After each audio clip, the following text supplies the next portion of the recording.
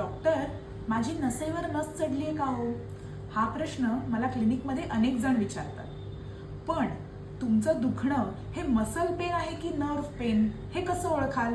या व्हिडिओमधून जाणून घेऊयात. Hello everyone, this is doctor Devika Gadre, your very on physiotherapist. आणि हो, एकाच व्यक्तीला मसल पेन आणि नर्व पेन दोन्ही असू शकतात. पण हे 4 पॉइंट्स तुम्हाला त्याच्यातला फरक ओळखायला मदत करतील. मसल पेन हे युजली लोकलाइज म्हणजे एकाच जागेवर मर्यादित असतं. तर नर्व पेन हे रेडिएटिंग असतं, म्हणजेच मानेतून हातात आणि कमरेतून पायात जायची शक्यता जास्त असते.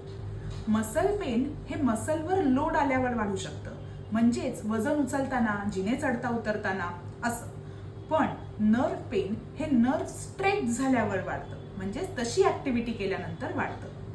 मसल पेन मध्ये मसलवर दाब दिल्यानंतर दुखू शकतं, तर नर्व पेन मध्ये मुंग्या येणं, सुन्नपणा अशा प्रकारचे सिम्पटम्स जाणवू शकतात.